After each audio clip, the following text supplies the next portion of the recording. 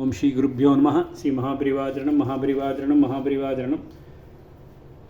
இன்றைக்கி தெய்வத்தின் குரல் பாகம் 5 சங்கர சரிதம் என்ற தலைப்பில் பெரியவா சொல்கிறத மேலே வாசிக்கிறேன். இது பக்கம் 399 ஆரம்பிக்கிறது. எப்பொழுது தர்மத்துக்கு ஹானி ஏற்பட்டாலும் யதாஹி தர்மஸ்ய கிளானிர் பவதி. தர்மத்துக்கு ஹானி ஏற்பட்டால் என்ன ஆகும்? அதர்மத்துக்கு அபிவிருத்தி உண்டாகும். அதை சொல்கிறார். அப்யுத்தானாம் அதர்மஸ்ய.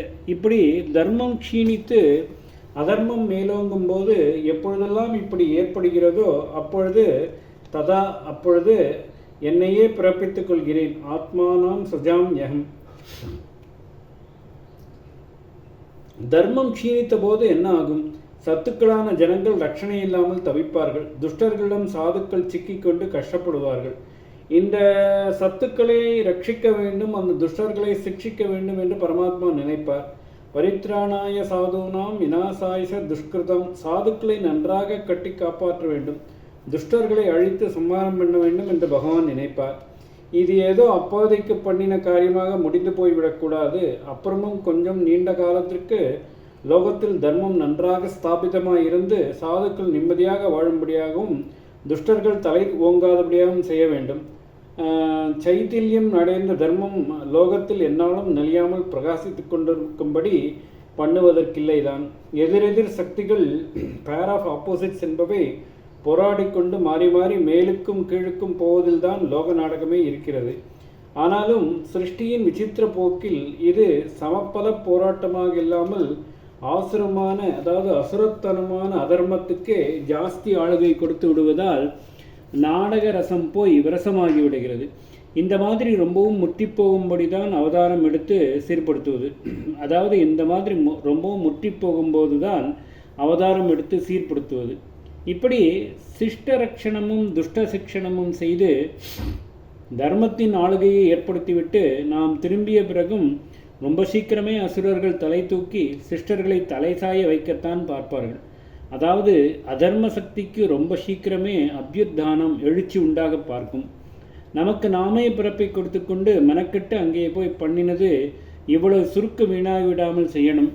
எந்நாளுக்குமாக தர்மத்தை பர்மனன்ட் பண்ணுவதற்கில்லையானாலும் ரொம்பவும் டெம்பரரியாக பிசுபிசுத்து விடாமல் கொஞ்சம் நீண்ட காலத்துக்கு ஆழமாக நிலைநாட்ட வேண்டும். அதாவது தர்ம சம்ஸ்தாபனம் பண்ண வேண்டும். மேலெழ வெறும் ஸ்தாபனம் இல்லை, ஆழமாக சம்ஸ்தாபனம் பண்ண வேண்டும் என்று நினைப்பார். தர்ம சம்ஸ்தாபனார்த்தாய, தர்மத்தை நன்கு நிலைநாட்டுவதற்காக என்னதான் நன்கு நிலைநாட்டினாலும் சாஸ்வதமாக ஸ்தாபிப்பதற்கில்லை அல்லவா? அதனால் ஒரு காலகட்டம் ஆன பிறகு மறுபடியும் அதர்மம் கையோங்கும் தானே. ஓங்கிவிட்டு போகட்டும். எப்பொழுது இப்படி ஏற்பட்டாலும் அப்பொழுது பிறக்கிறேன் என்று நான் சொன்னேனே, மறுபடியும் சொல்கிறேன். சம்பவாமி யுகே யுகே.